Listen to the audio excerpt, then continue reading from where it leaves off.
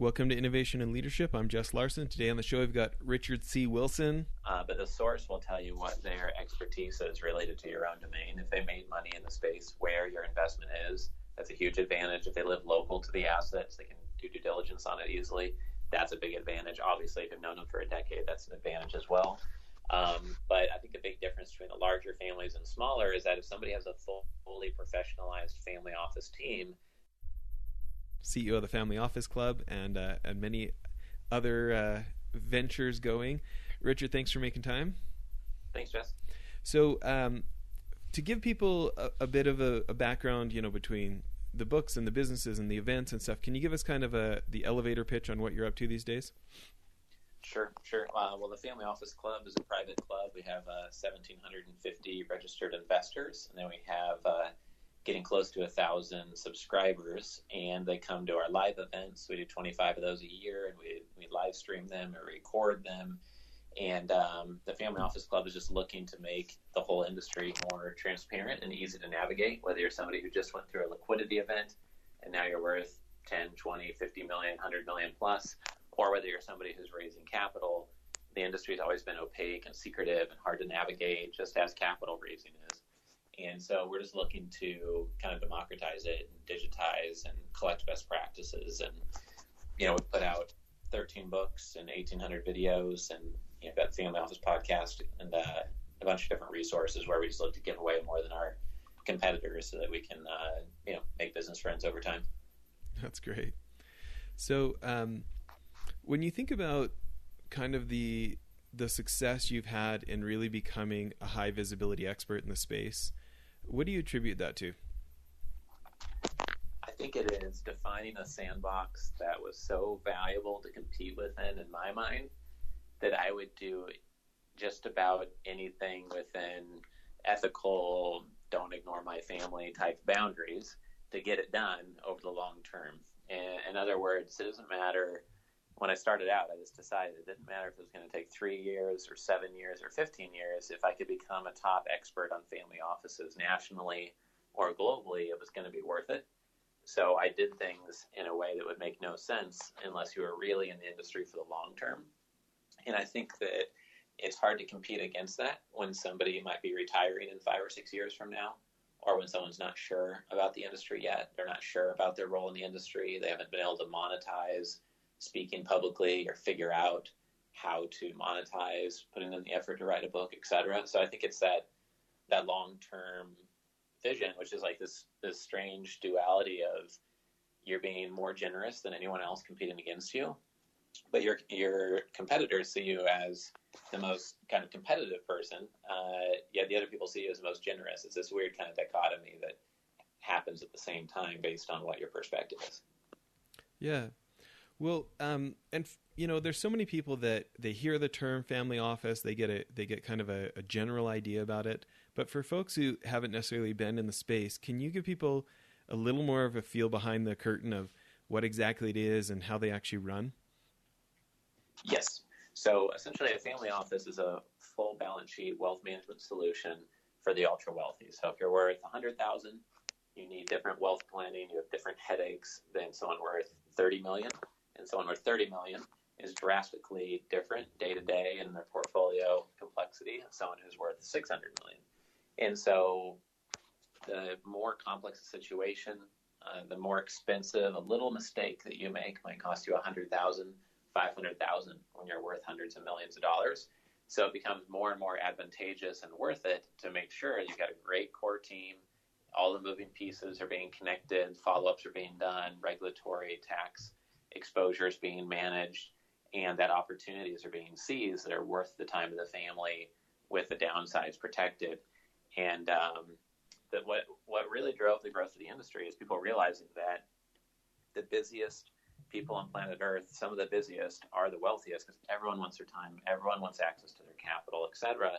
So they're more likely to drop a ball or two, and each ball they drop might be $100,000 mistake at a time. So that's really driven the popularity of the industry. And, the family office space has really been exploding the past 7 or 8 years. And I've been running the Family Office Club for 12 years. And just now, the investment industry is recognizing family offices across the board, while the general public has no idea what a family office is typically. Yeah. We've been lucky enough to have a couple different billionaire families as co-investors, and then on the consulting side, have kind of another 4 or 5 as clients for different initiatives. And it is a little bit of a different world, and it's funny the assumptions you make versus reality when you actually get to spend time with them, right? And Right. It really started to make so much sense why they were becoming less and less likely to pay the kind of fees that private equity funds wanted to charge, and instead just hiring the professionals directly and getting rid of any kind of conflict of interest. And we saw so many peers in the private equity space when we used to run our fund moving over to both the institutional side and the family office side, where they're saying like, hey, why don't I just skip the 20% carry and have them come work in-house? Right. You brought up so many good points there. I didn't want to be too long-winded on why family offices are growing, but one of the reasons is what you just pointed out, is that most wealth management firms, private banks, and even most multifamily offices don't help at all in direct investments. And they're just like, hey, we'll diversify your funds, but commodity stocks, bonds, fund managers. And then when direct investments come up, they try to say, oh, no, well, here's a nice REIT on our platform, so you can still be under our fee structure or something. And the reality is these families worth at least 30, 50 million or much more, they almost always are going to do direct investments. So they end up doing them in an under-advised way. They end up diversifying and not focusing enough to actually learn what they're doing on the direct investments. And a lot of money is just burnt through mistakes that, if the multifamily office space was a bit more holistic, could have been prevented. So I think it's interesting you brought that up. And then the second point about fees on skipping, the carry or the management fee, is that I found that families may want to just lower fees overall, but what they want to do most often is lower fees for average or below average performance, or lower fees when they're already losing money. It used to be that stockbrokers charged you per share or per trade placed. And then it was like the holy grail of wealth management. People started saying, oh, we're fee only. We're not taking a commission on trades. Like that was the white knight approach, and we're going to save you from those evil brokers that charge you per trading commission. But really, it's fee always. It doesn't matter if they're just charging you a fee for what you could have gotten through an index, or charging you a fee for losing your money. They're still charging you that fee. And so I've just found that families like it when people are aligned, and you have like a JV situation or performance fee only or something where when great things happen, you get paid handsomely. But if they don't, then you don't. So you're both in it to win versus being charged just for accepting their money and existing.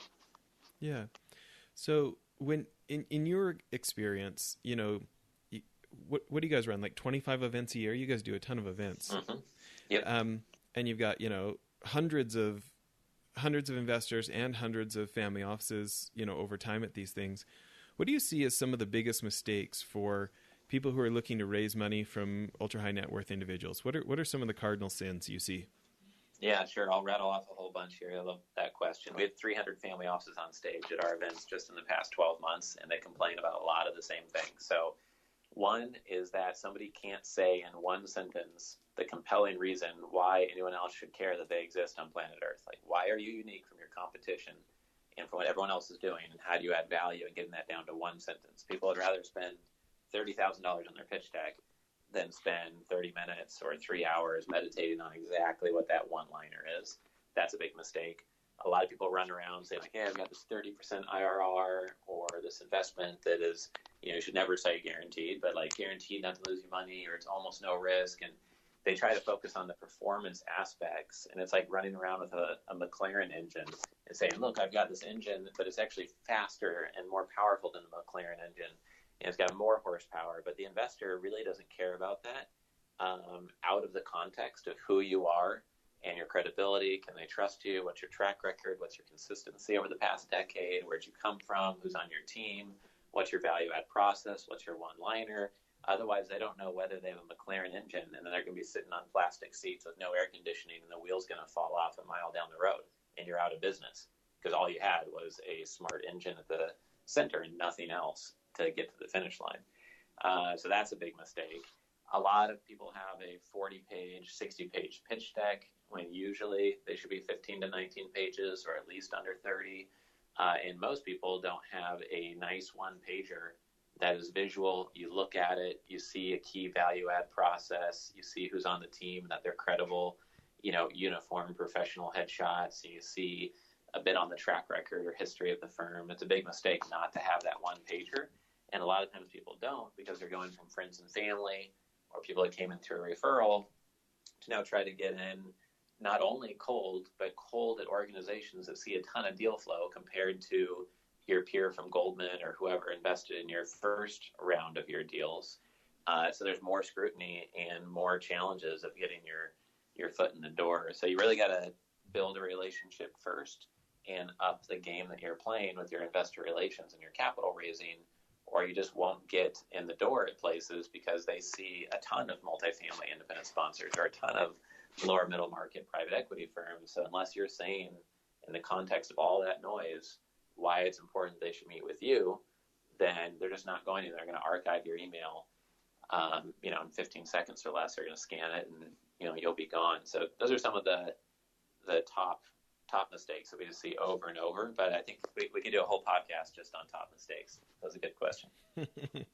So when you think about somebody that's doing it right, or you think about a compelling pitch that you did hear somebody have a great one-liner, what's some examples of anybody over your history that you feel like was doing it right? Sure. I know one group out of the Midwest, they have been doing senior living investing for 32 years, and that's all they do. That's a sign that they've probably figured some things out. They're focused on one asset class for that length of time. Most people are proud to show 7 or 12 years of focus. Another one is a asset manager that's grown by over $1 billion in the last 2 years, and they only buy one type of commercial real estate in one region of the United States. And they've been doing so over 23 deals as an independent sponsor, and they've done so consistently that people send them deals first, and everyone knows that they will close. If they put something under LOI, they always close. And that, combined with the fact that they have a very lean fee structure, one of the leanest I've ever seen, it just shows that they're long-term committed to their craft. And they're very consistent as well, and they're just, down-to-earth, credible, humble guys. But it just shows that they're long-term because of their structure of how they put together their investments and because of their fees. They're obviously not in it for just a year or two. And investors are always asking them, why don't you raise your fees? Just charge us a third of what the industry charges or half. And they said, well, we don't want to stop raising $200 million a year. So no, we're not going to. We'll still keep charging very little, and we'll keep on raising a ton of capital. So that's an example. Another one is a group that came to us through our pitchdex.com internal agency group, and they were doing acquisitions in 3 different states of 3 different asset types, and they were describing themselves as a boutique private equity firm. That's what you should not do. I think it's very helpful if you're a small firm to say, okay, well, out of the 3 states, what's the state where there's the most opportunity or where we reside it can get to most quickly, or where also, if the states are all equal on deal flow, where the most investors are, so the investors will be local to the deals we do. And what is the one type of asset class we could focus on instead of the 3 that we know the best or the most credible story, we can get the best deal flow, and maybe there's some crossover with what investors want the most too, and then focus that story down because it's just far more credible. When you're hearing a one-liner or trying to convince an investor to take a meeting, the investor's thinking like, is it believable? Is it credible? Do I have high conviction in this group? Do I trust that they're going to deliver? And it's way more believable if you say, all we do is invest in stem cell companies based in Southern California, or all we do is invest in self-storage in the greater Chicago area, and that's all we've been doing for 7 years. It's way more believable that you are probably a relative expert on stem cells in Southern California or self-storage in Chicago, because it's such a narrow focus. And as a small firm, I think that's what's really needed to break through. Yeah. You think about this unfair advantage of being number one at something, right? And when you take someone who is newer, who doesn't have a 14-year track record or a 32-year track record, and they're looking to produce one, they're looking to intentionally craft that story, but also pay the mortgage on the way to it. What kind of advice do you have about starting out or those early years as they're working towards that level of credibility? Yeah, really, really great question. I'm glad that you asked it that way too, because what I found is that if you can identify that right sandbox and define the area you're going to compete in with a keyword term or two, so that you're trying to own that keyword term in the mind of potential investors and for when people are looking for a solution in that area, if you can own that and find different ways to own it, then that will bring you potential investor leads. And two other ways to look at it is you could figure out who is the most logical investor for this niche thing you have. And even if you haven't been doing it for 15 or 20 years, if you say, okay, well, the most logical investor for my stem cell investments in Southern California would be medical healthcare practice owners, people who have invested in stem cells already, or someone connected to the medical healthcare industry who lives locally to these companies. And then you can go figure out where those people congregate. Are they at a Dental Association of California meeting every quarter in San Diego? Are there national healthcare professional events in La Jolla or San Francisco? How do you get a database of medical professionals and find a compliance kosher way to get in front of them, stay in front of them, and find investors who don't have to be educated on the ABCs of your space? That would be a way to kind of break through the clutter. And then the other thing, the last thing I would say is that when you're looking at a market and it's already saturated, then you just have to carve deeper into it to figure out where's the niche within the niche that you could really dominate. So with our wealth advisory work, we don't do traditional wealth management. We don't do stocks and bonds and due diligence on fund managers. We're only helping people with either setting up a family office or helping them on the direct investment portion of their portfolio, which is very unique from what all the other multifamily offices are doing, which is very heavy on traditional wealth management aspects. So we can complement and work with other wealth advisors, but also the name of our firm, Centimillionaire Advisors, we're really targeting $100 million plus net worth individuals, not the $10 million more mass ultra affluent that usually people refer to start at 10 or 30 million. And I think it's important that whenever you hear someone give advice, you look at what they actually do and not just what they tell you, because maybe they're just trying to sell you something. But that's like what we're actually doing right now in real time is the positioning in the bigger market, but we're just taking that portion and carving it out. Like when we released our first book with Wiley on family offices, it went well, but we found the more competitive, valuable space to own would be a book on single family offices, and a niche within a niche of that is a book on how to start a family office.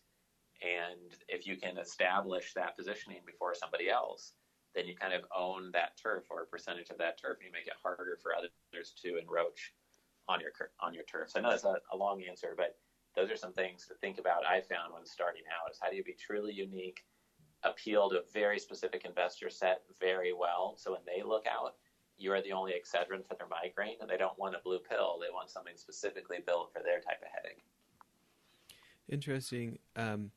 When you think about something like that, like a direct investment to the Centimillionaire and up, in your mind, what is different about the mindset, or what a pitch that someone's making to somebody, sold their company, now they've got $25 million versus that 100 million plus, 250 million plus level individual? What do you feel like any changes in investment materials or approach would be to actually appeal to the different mindset there?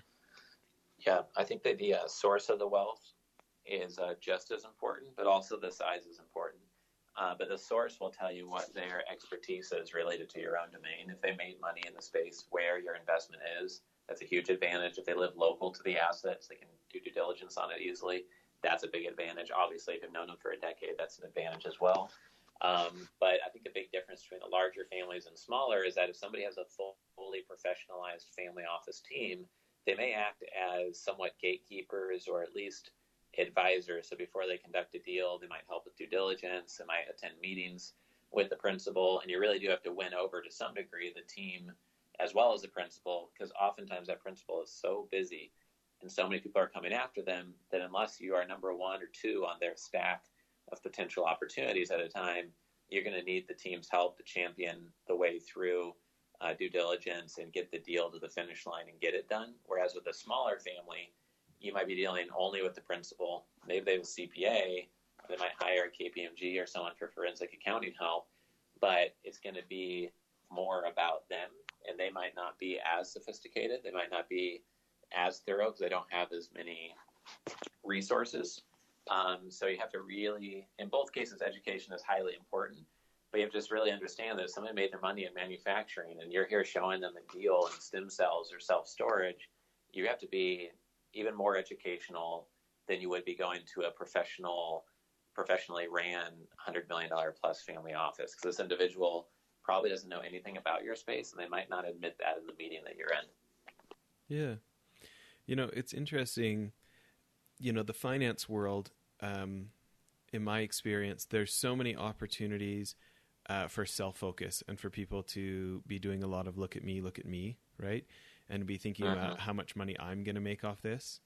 And you see the mistakes people make, whether it's with somebody's $500 an hour or $800 an hour lawyer, or whether it's with their receptionist, like people who show up and they discount other folks or they objectify other people, and they're only really trying to connect with that principal, and just the lack of transparency of understanding how likely that principal is to go back to the receptionist and say, hey, what were they like when they were sitting out here before we got here? Or, those other professionals around them, like, what a huge influence that is. And by not treating everyone like a real live human, how damaging it is to their chances. And anything you'd say about that? Yeah, well, I'm glad you brought that up. Usually at the very end of a podcast interview, someone says, hey, is there anything else you want to add? And I always bring up what I'm about to say now, is that I think, the number one value in our company, and I think the number one most important thing in life and business for raising capital or for running a family office is integrity. And not just moral integrity of, hey, align what you do with what's right, but aligning everything in your business and everything in your life with where you want to go and what you want to do. You could have great core values on your wall, like I hope, ours seem to be working well, so I hope they're great. But if you don't actually act in alignment with them, if you don't hire based on them, if you are going running every morning at 5 a.m., but then you're having hot dogs for lunch every day, that's not in line. Just like as if you say you're long-term dedicated to your craft and you are wanting to build a long-term relationship with the family office, and you treat their secretary poorly, or you go out to dinner and you're very dismissive and rude and high maintenance to the staff at the restaurant even, etc., it just kind of shows that maybe you just had a thin veil of professionalism and you're really kind of a jerk and that they shouldn't do business with you. So any sign that you are not professional, not committed, a jerk, not experienced, not serious, not respecting their time, not have done your own homework before showing up for a meeting, don't know your craft, any sign of that, and the family office is done. And the more sophisticated and connected they are, the quicker that they're done, to the sense that, like, if you email them with a Yahoo email address or reply with a strange reply, or you follow up 3 times within 24 hours, you just might be kind of dead to them. They just move on because they've got a million options of people pitching them. So they want to screen out all the riffraff and the non-serious players. And that's why when people email me or they come to a family office club, investor summit, or one of our capital raising workshops, and they show me their materials and they're like, yes, I have 27 years experience in XYZ and we're excellent and we can add so much value. Do you know anyone that would want to invest? And say, well, let's back up a second, because you have all this experience and then your pitch deck is 45 pages of just a whole bunch of bullet points and text. There's no pictures of your team. There's no visual of your key process. There's no positioning one-liner. Over 27 years, you should have figured out why you're relevant and gotten that down to a sentence. So it's like the opposite of Steve Jobs making beautiful packaging to impute value on the iPhone. A lot of capital raisers have materials that are just hurting them and slowing them down in the marketplace. Yeah, that's such great advice. Well, listen, we're going to end part 1 here. Besides Family Office Club website, or following you on Twitter, or looking up the book on Amazon, any other good places for people to connect, or maybe check out your YouTube channel? What do you recommend? Yeah, top 2 places would be familyoffices.com. We've got a free book on the industry there, and our event calendars on the homepage. And then if you are raising capital, there's an 80-page, like 1-hour read book at capitalraising.com. And that, again, is free. Both of the books can be purchased on Amazon. But, if you love the PDF, then it could be your choice if you want to go purchase it paperback for a couple bucks. But we just try to give away those books as often as possible to try to add value and plant some seeds so you can use some of those strategies. And then when they start to work, or you just feel intuitively that for sure you're making progress because of them, then, we can keep in touch over time. Well, I've actually read both of them and would endorse them, before we had connected about having you on the show. So I would definitely endorse them to anybody listening. Awesome. Thank you, Jess. Yep.